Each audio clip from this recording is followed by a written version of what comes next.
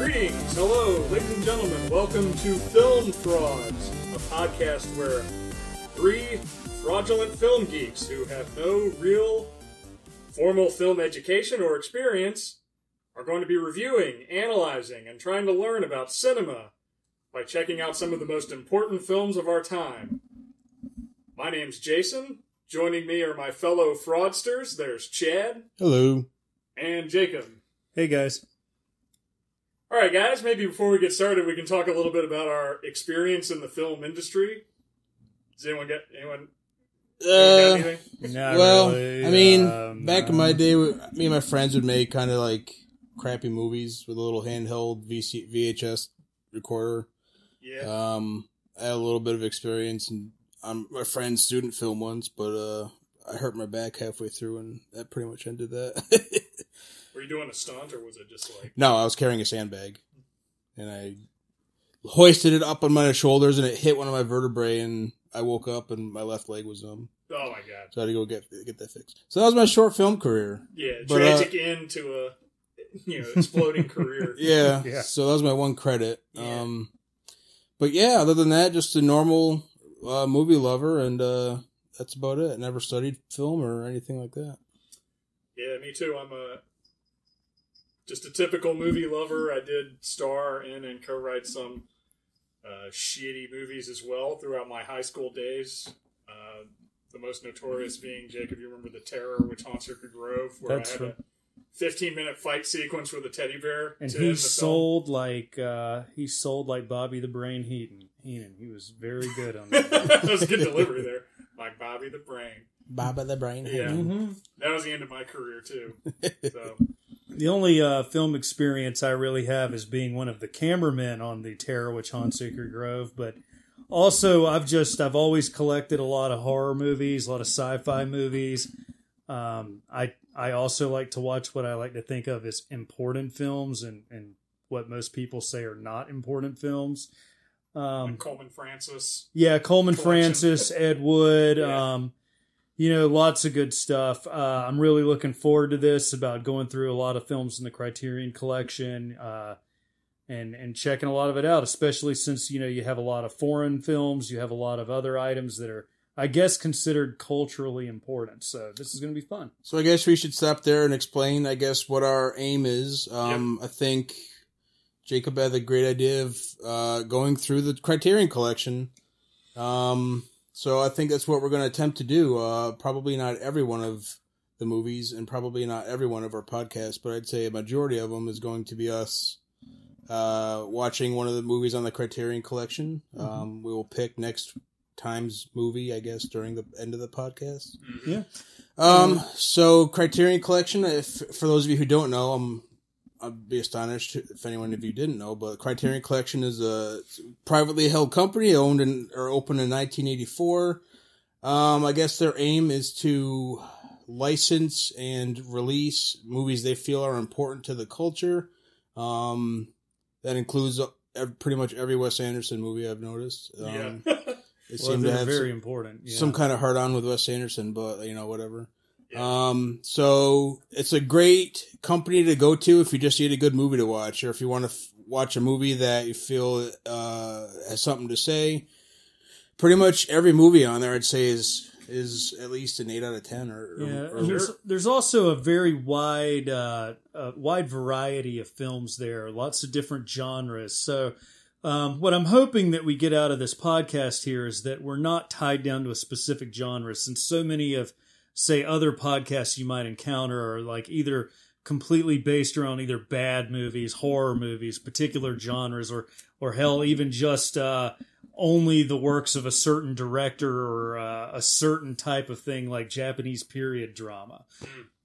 And so, before we kind of move on, how many movies are we talking about here? I mean, I think I saw the list, and it's around like 890-ish that's currently licensed. Yeah. That's accessible, I guess, right now. I don't know if I'm behind, but I think I saw they just released The Election. Yes. A couple other movies. What, with Reese Witherspoon? Yeah. Broderick. Matthew Oh, Broderick wow. and Cool. Alexander Payne. So I can't stress enough how much we don't know about film. Yeah. We just watch movies and we like it. We thought this would be a good way to be able to get together and just watch some good movies and talk about them. Yeah. In a extremely not intellectual way. It's probably going to be many penis jokes. Yeah. And lowbrow humor, I guess that we could say. I would hope so. Yeah.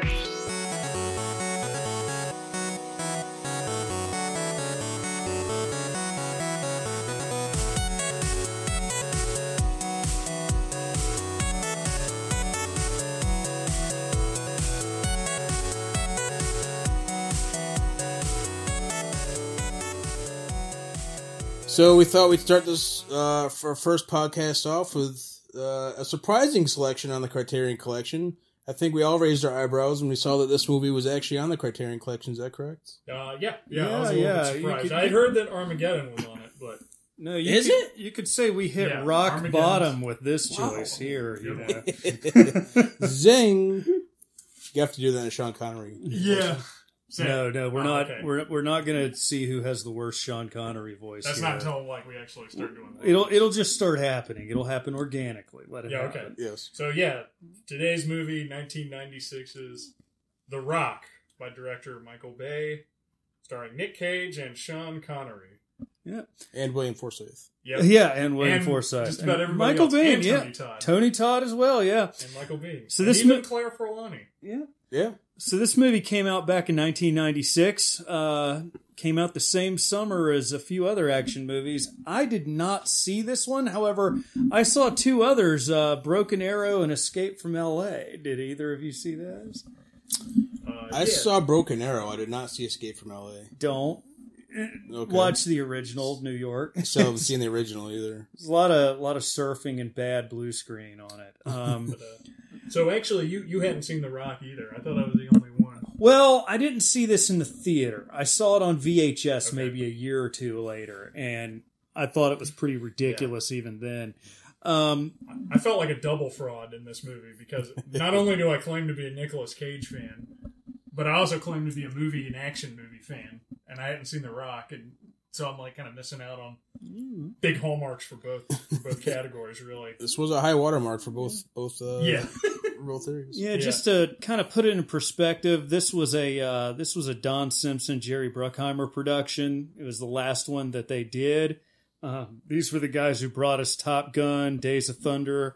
Jerry Bruckheimer later brought us Con Air, so he was working with Nicolas Cage a lot, and he also did Gone in 60 Seconds, which the particular night we watched The Rock, we also managed to get through Gone in 60 Seconds. Great double feature. Mm-hmm. Yes. Yeah, it was a good Nicolas Cage double feature, and perhaps later we'll go into some of the similarities. Yeah. No, that wasn't a Riesling; it was a Rioja from Spain. Yes.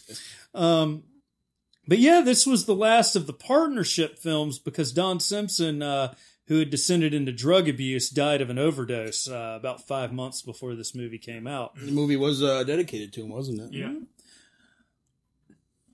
At the time this movie came out, Nicolas Cage was coming off of an Oscar win. Sean Connery had won an Oscar. I can't even remember when The Untouchables came out. But, so, I mean, you've got some decent actors in this film. Michael Bay's flying high off of Bad Boys in the Meatloaf video. Yeah. I mean, this is pretty much like early Michael Bay. This is his second film. He'd made his bones with Bad Boys. You know, did not have that large of a budget. This film, you can definitely tell they're pumping some cash in. They realize that they can make some money here. Yeah. I mean, this the guy we haven't brought up yet is Ed Harris.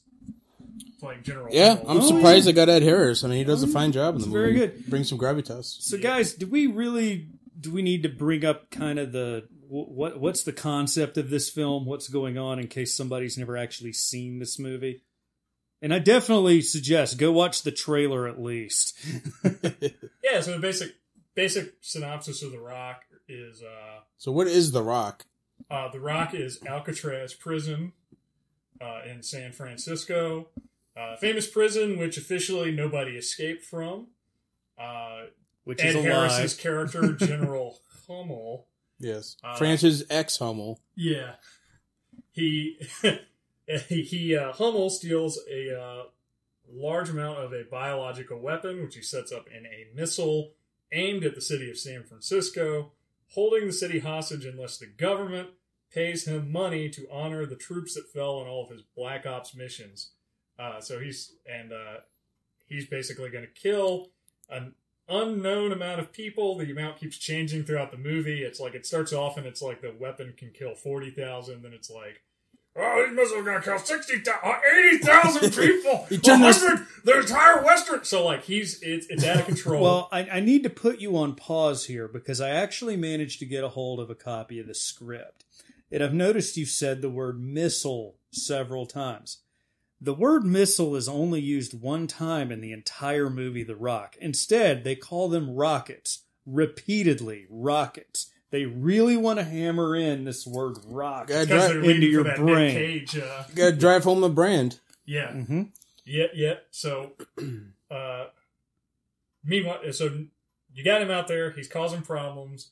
Meanwhile, back in D.C., you got Nick Cage coming in as a Special Agent Stanley Goodspeed. Or Godspeed. Yeah, or Godspeed. A biochemical specialist. And strange enough, Beatlemaniac. Yes. Beatlemaniac. In a way that never really pans out, I don't think. No, they kind of laid that one down there. I'm thinking it's just a reference to some of his roles, especially Wild at Heart, where he's definitely an Elvis fan. Yeah. He really is an Elvis fan in real life, too. Yeah. So Stanley Goodspeed has never seen combat. He's just hung out and done experiments with his bro.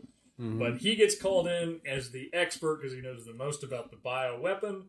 And in order to break into Alcatraz, where no one officially has escaped, they bring in Mason. Was it James Mason? John Mason. John Mason, played by veteran actor Sean Connery. You can really tell how much we paid attention to this film with the names. Yeah, they say his name like 1,000 times, but yeah, I don't know. Mason, yeah.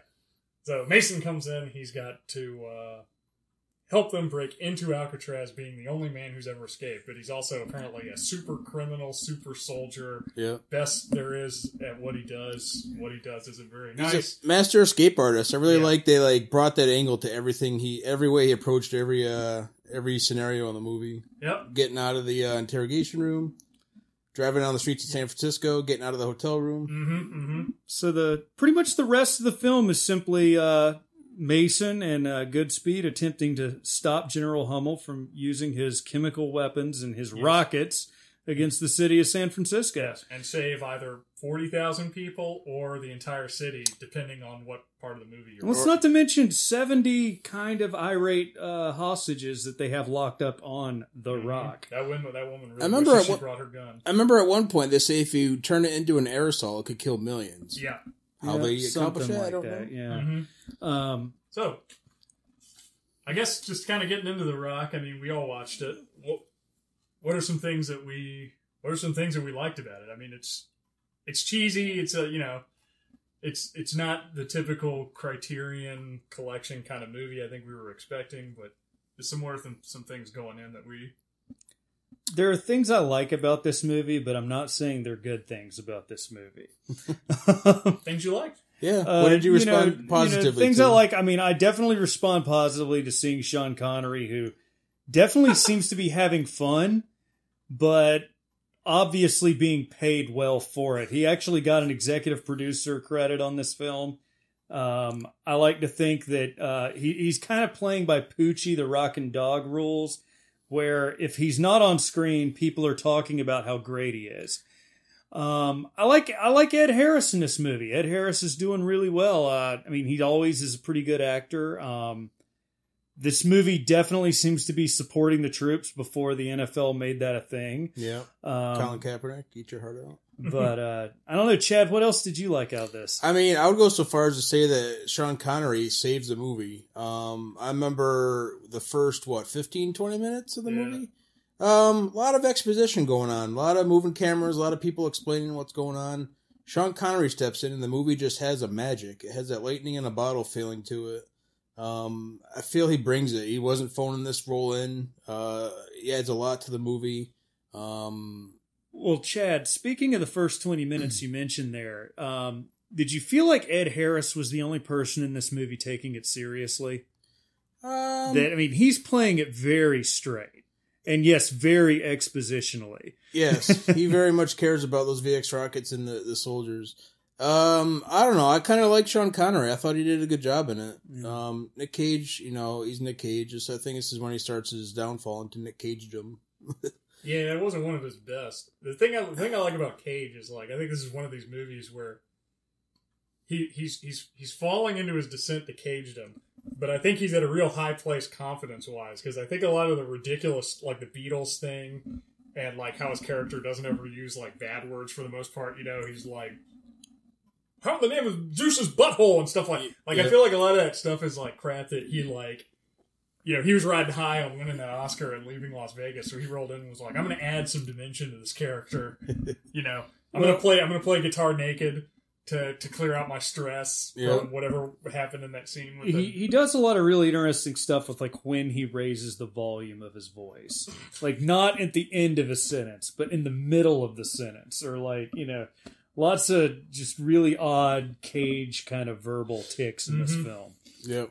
That's the best review of Nicolas Cage's acting. He does really odd things with the volume of his voice. I liked how the movie took a 20-minute break from the main storyline to have an entire huge segment with Sean Connery in a hotel, singing in the shower, getting a haircut, having a car chase, the trolley blowing up in the air. I don't know about you guys, but during that whole section, I kind of completely forgot about. Oh yeah, exactly. And I almost wonder if Michael Bay put that in there because he's there's too much going on. We're not going to get to Ed Harris. We got to throw something in that's action packed. What are we going to do? Yeah, I think it's almost, this movie doesn't have enough plot for your typical 90-minute run, or much less 2 hours. So they're like, well, what can we do? Oh, we can give Sean Connery's character a backstory. Mm-hmm. We can set him up with a daughter played by Claire, Brandy Svinning. Yeah, Claire Forlani played Brandy Svinning in Mallrats. She's only in this movie for about 5 seconds, basically. Yeah. And yeah, we're gonna have a car chase where one of them's driving a Humvee and the other one's driving some kind of horridly yellow sports car. I think it was a Ferrari. Yeah. And then eventually a dirt bike. Yeah. I think what this movie does really well is the pacing. I mean, the movie just is relentless. It doesn't stop. Yeah. It's pretty much just almost constant action. Very little breathing time. I mean, there's an action scene pretty much every 10 minutes of the movie. There's the Hans Zimmer score swells up and, you get your heart pounding. Yeah. And this is something maybe you like or you don't like, but I think the way Bay directs it, it's even when there's not an action scene going on, he's obviously trying to make it still look action-packed, because we were laughing about it before, but every scene's got the camera swiveling around everybody, the weird almost Shaw Brothers quick zoom ins. Now this does the rotation around someone when they get out of their car, just like in Bad Boys, right? It does kind of some of the same camera rotates tricks around everything. Yeah, looking up at them. Yeah. The movie, it keeps moving, probably so that a 1990s audience wouldn't be able to slow down and start to think about, well, this movie doesn't make a lot of sense, or there's just not a lot of story here. But here's an interesting question. Compared to, say, an action film now, would you say this movie's still very fast paced? There's not quite the level of jump cuts.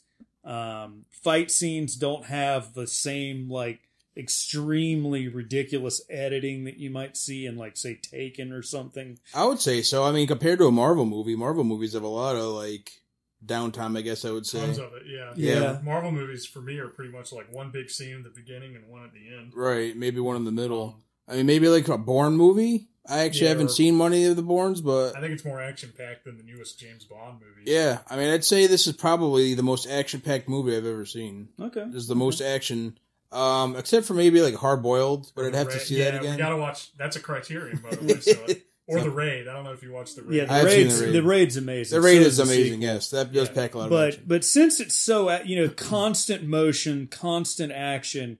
Do you think that's a reason why so much of the dialogue is exposition? It's a lot of people, explaining what they're doing while they're doing it. I think that's a Bay Bruckheimer thing. I think they have this whole thing going on where they're we don't want the audience to be questioning anything. Which goes into this straddles a line between something I liked because I thought it was funny and something I didn't like because it's so terrible. It's how the characters constantly feel the need to like explain to you what they're doing and what's happening, who they are. Like I love it when the FBI director picks up his own personal phone. He's like, FBI Director Jim Womack, and then like they're all in the meeting and like they're all talking, and Ed Harris is like, identify yourself, and everyone's giving their title and their name and what they do. What do you do? Yeah, what like are you here to do? Michael Biehn and all the best of the best Navy SEALs. They're all going out on their mission, but yet he has to stop and explain to them the buddy system, so that we all know. And then that weird just cut to that one little SEAL guy who gets killed at the end, who's like, it just cuts to him. He's like, why don't you break it down for him? I forget what he says. But he's like, this is 15 VX gas rockets. And it like zooms in on him, and it's almost like a beat rap or something. Was it VX gas or was it sarin gas? Because it seemed like they switched up at some point in the movie. Or I think it was a made up. Yeah, I mean, I know it was VX gas in the rockets. I don't know what he said, but it's almost like a beat rap, like poetry thing. But my favorite part of over explanation was like, I can't remember the exact line, but like.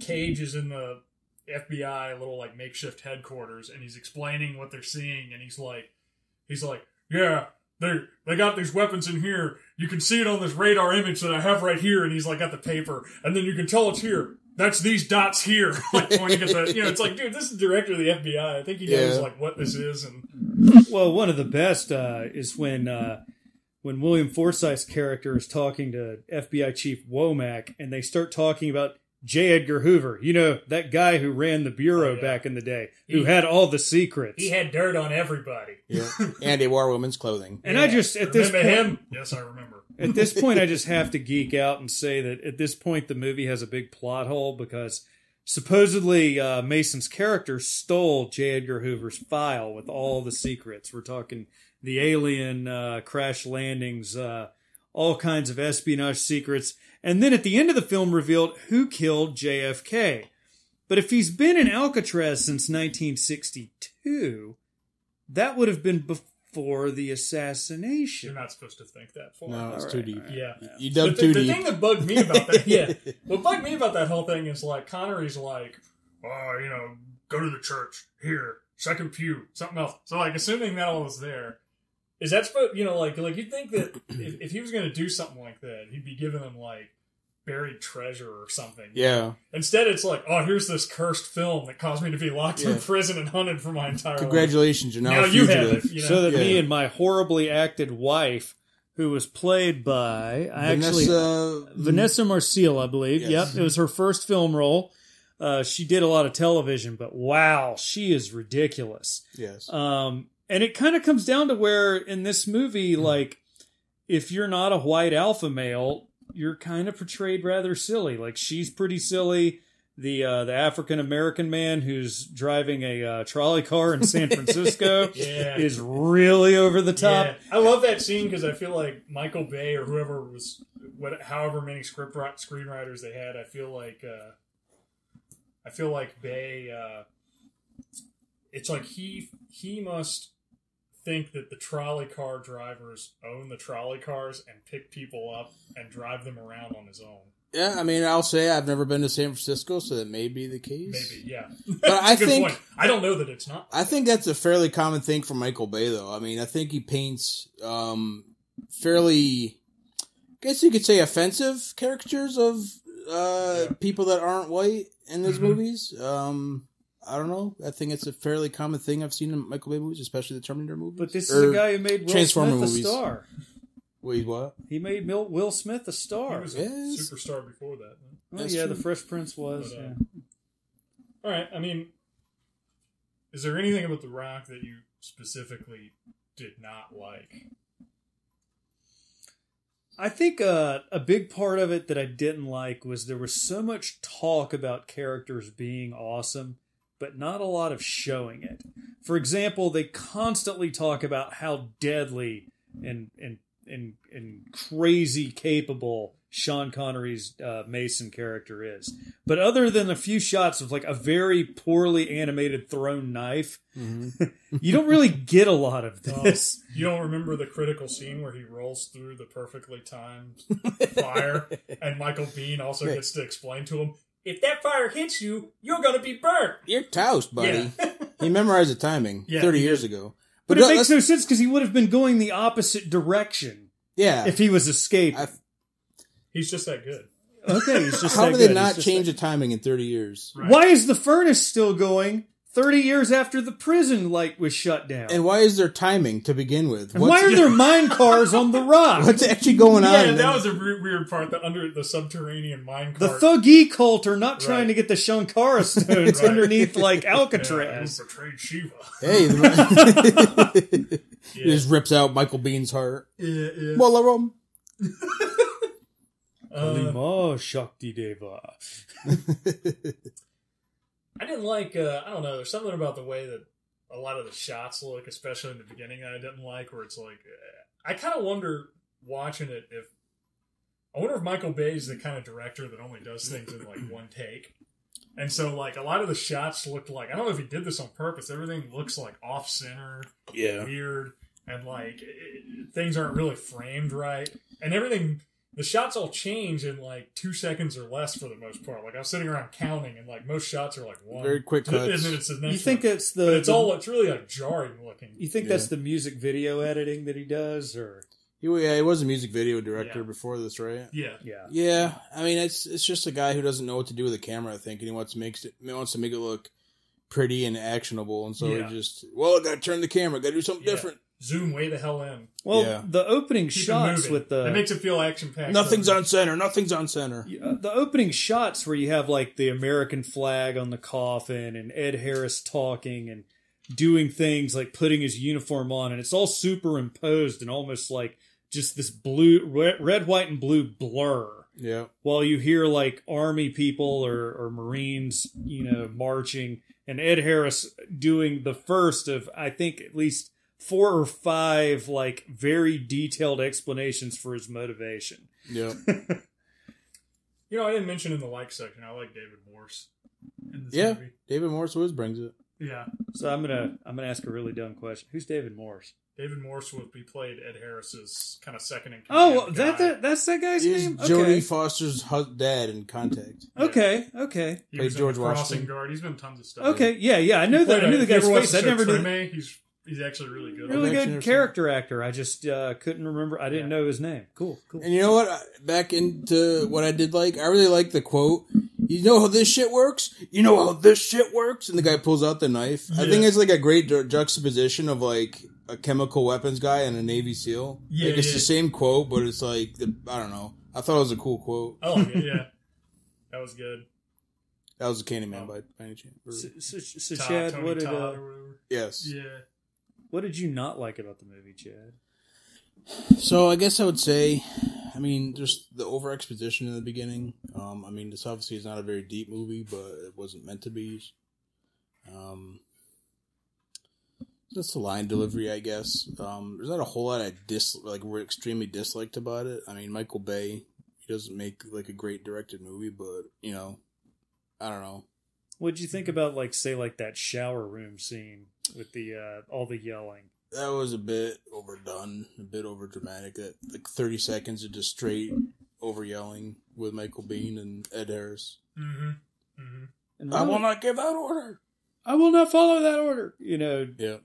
They probably said the word order like 50 times in one scene there. That was too where they really Ed Harris had a pretty cool compelling character, but it's that's where they ruin it by they really want to beat it over your head that Ed Harris really doesn't want to kill people. He's a good guy. He really doesn't want to kill He soldiers. just It's I kind of could have figured that out around the beginning, but they just keep having to come in. They keep having to have him trying to stop them from shooting everybody. Here's a weird specific dislike. I hate how Ed Harris uses verbs to describe what to do with firearms. He's like, holster that sidearm. Or he's like, safety that weapon. Yeah, I hate he doesn't that say very much. put your safety. That's in.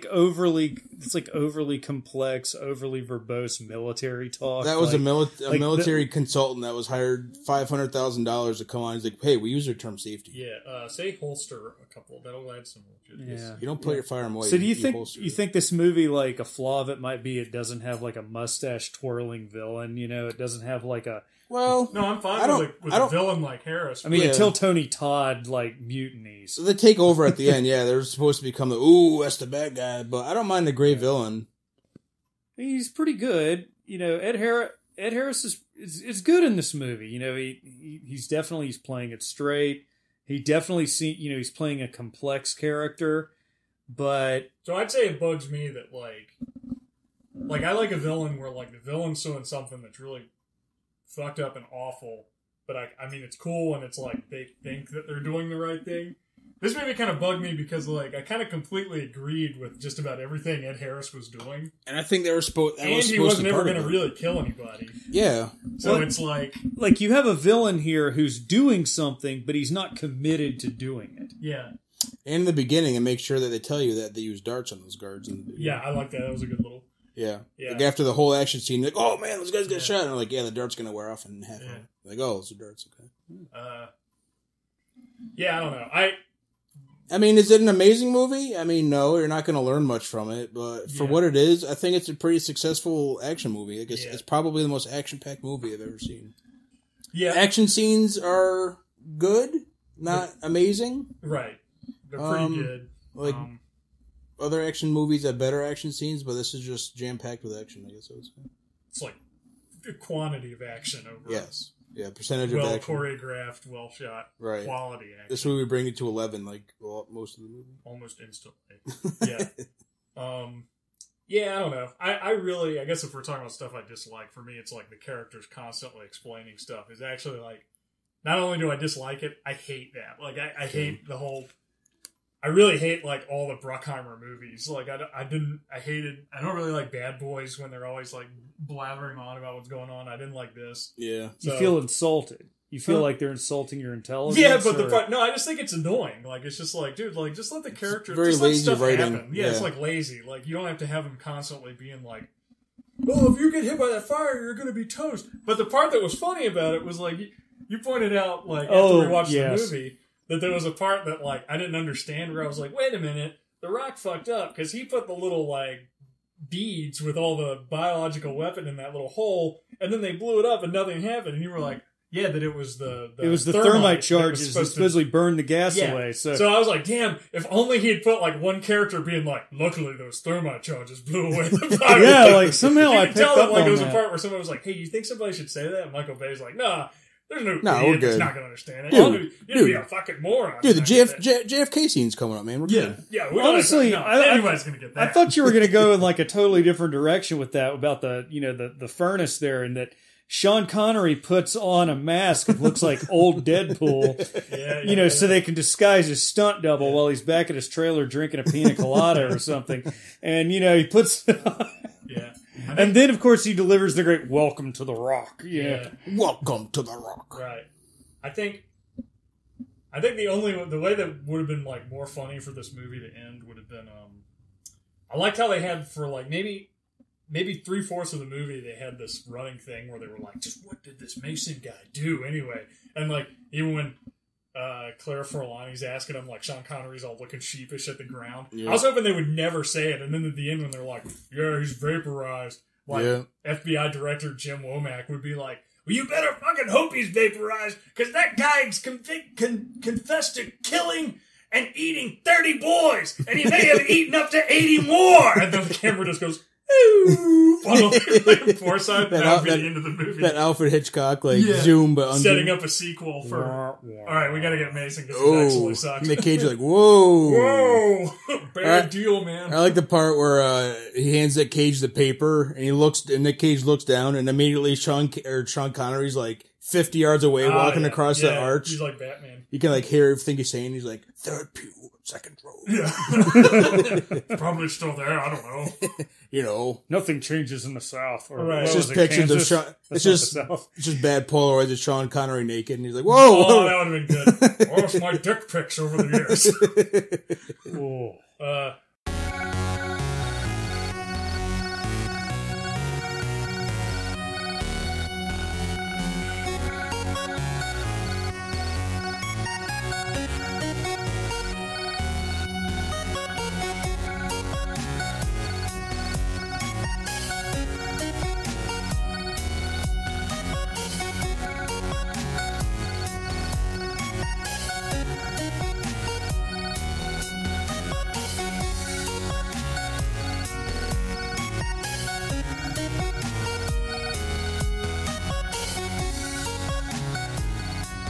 Yeah, man. All right. That's The Rock.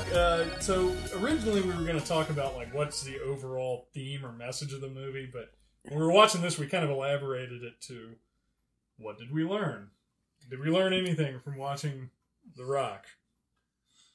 That nerve gas glows and it's green, and that our army puts it in glass balls. Yeah. No, that's not true. That's not true. In fact, I found a funny little tidbit of information. Apparently, one of the intelligence sources that MI6 was using for the British government in the build-up for the Iraq War was telling them that Saddam Hussein was keeping sarin gas in glass balls like in this film. And very unstable. their intelligence department quickly realized that they were just talking about the movie The Rock, but that didn't stop them from using other information from this source in the final report to the British government. Wow. So, yeah. I mean, I wonder if Saddam Hussein came up to him and was like, holster that firearm. Yeah. Safety that firearm. Safety that firearm. Oh, really I don't know if this movie's trying to teach you much. I think it's just trying to be a rollicking action movie. Right. It doesn't really have a message. I don't know what it's trying to do other than to just put asses in seats. Yeah. But it does. It's interesting, you know. I don't like the style that much, but to me, it is. I gotta say, it's interesting to watch to see like that's kind of like the transition, I guess, from like the Arnold action movie or the Cobra into like the more based from the music video world. Yeah. So like the fast cut, like. Well, it's fast cut. You've got real actors, not European strongmen, not not martial arts guys that don't really know how to act. But I mean, this movie's got a bunch of actual actors in it. Plus William Forsythe. Yeah, William Forsythe's cool.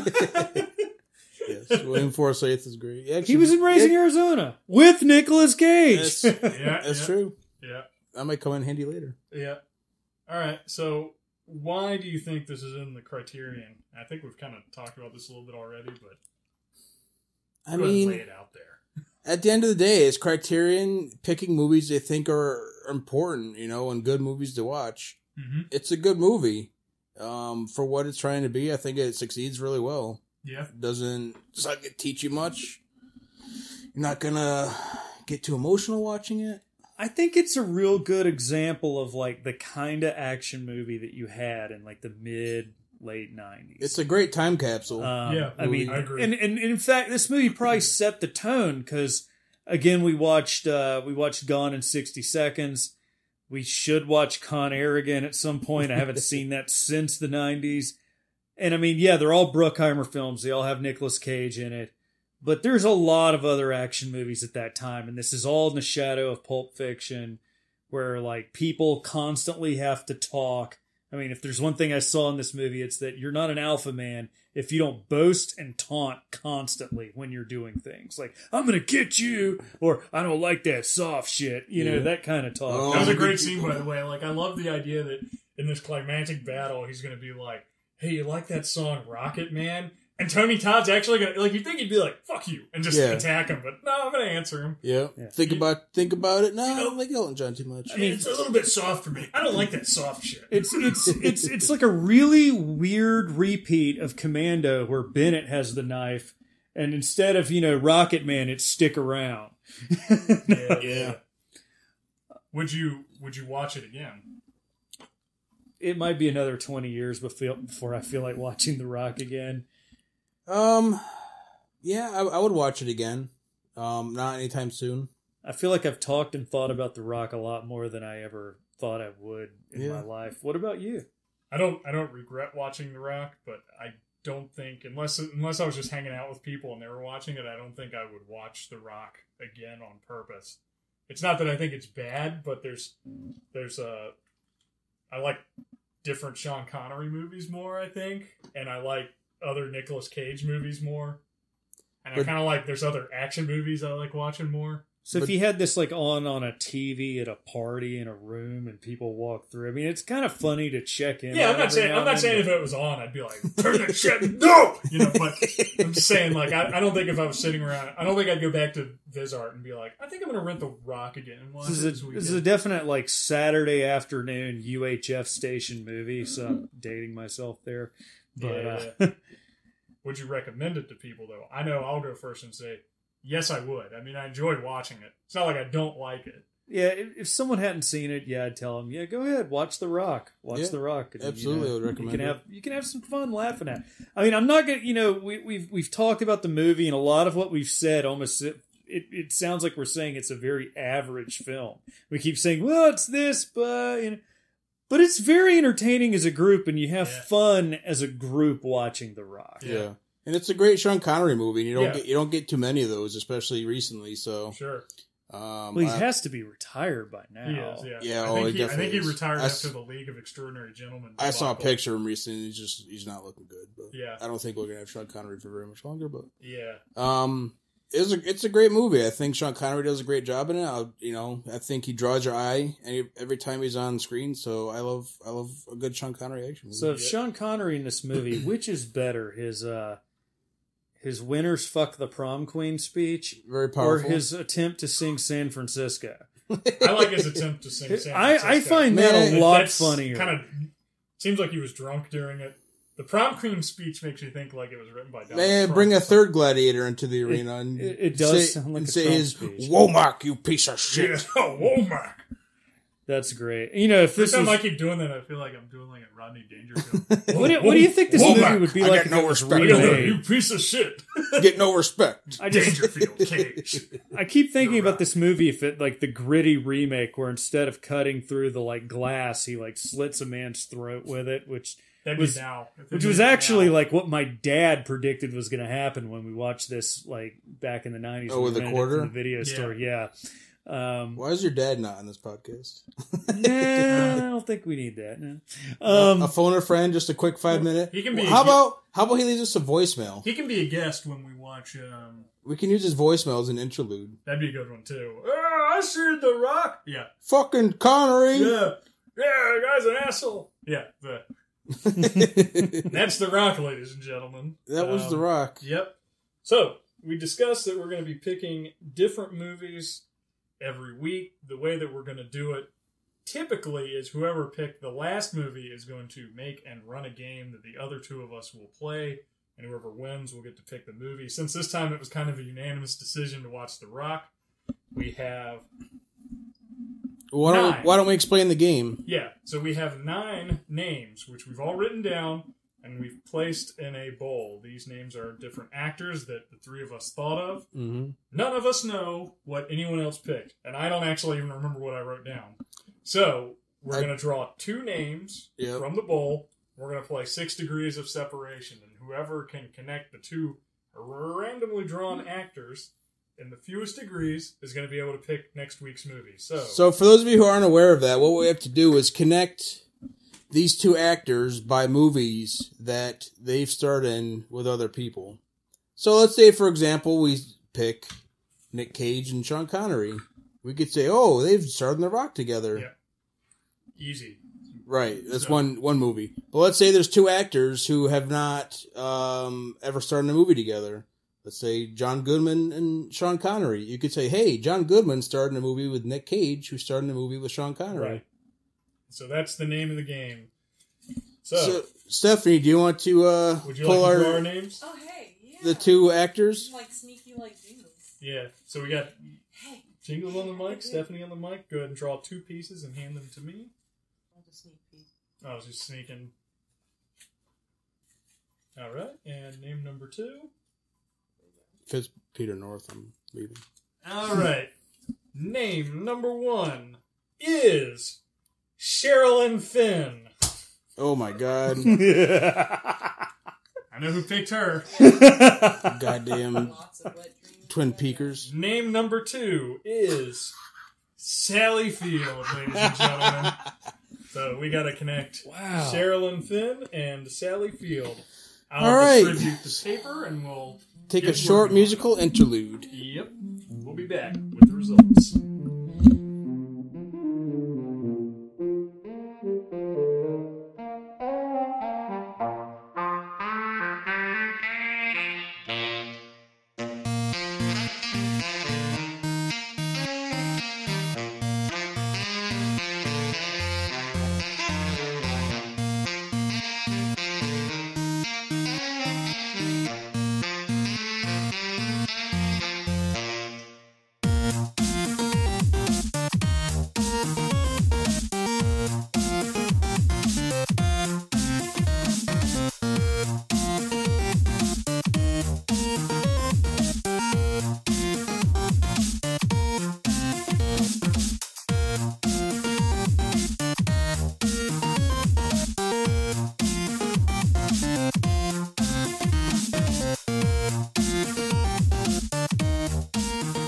Alright.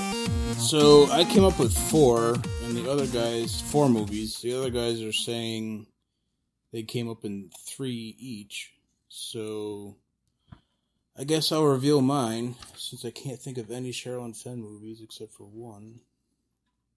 So I got Kyle MacLachlan with Fire Walk with Me. Good. All right. Kyle Mack and Meg Ryan with The Doors. Sherilyn Fenn wasn't in Fire Walk with Me. Yes, she was. Wasn't she? No. Audrey Horne never shows up in Fire Walk with Me. I thought she was Laura Palmer. No. She's Audrey. So I'm completely wrong then. So this isn't even accurate. Sorry to throw you off there. I'm sorry. So did Kyle MacLachlan with The Doors, Meg Ryan in French Kiss with Kevin Kline, who was in Soap Dish with Sally Field. That's a really good I list. forgot about Soap Dish. Damn, if only the Fire Walk with Me was... Yeah. Yes. But no, what I got was Sherilyn Fenn was in The Wraith with Clint Howard, who shows up in Apollo 13 with Tom Hanks, who's in Forrest Gump with Sally Field. Yeah, that's good. I had Sherilyn Finn's in The Wraith with Charlie Sheen, who's in Wall Street with Martin Sheen, who's in The Amazing Spider-Man. He plays Uncle Ben to Sally Field's Aunt May. Oh, hell, cool. Oh, That's yes. good. That's good. So all right, we do so have we a gotta tie. We got to do a super fast lightning round. Whoever can come up with a link between First Christopher Lambert and Christopher Lee. Easy. Christopher Lee's in Man with the Golden Gun with Sean Connery, who's in Highlander with Chris Lambert. There you go. You get to pick the next movie. All right, Jacob. Jacob, I've been succeeds. looking at the Criterion Collection some, and there's a film I've always been kind of interested in. I've never seen many of his, and it's Federico Fellini's 8.5. Apparently, it's a very good movie about filmmaking. And Cool. I've even seen Tony Bourdain dressed like the main character on an episode of his show, but I've never seen the movie. That was in black and white. Yep, Right? have to check it out. We'll get classy after The Rock. Yeah. Gonna have so much accordion music in the background. Yeah. That's about to get real. Okay, so thanks very much for joining us, everybody. We will sign on next week with our review and analysis and what we learned from 8.5. Thanks, everyone. Bye.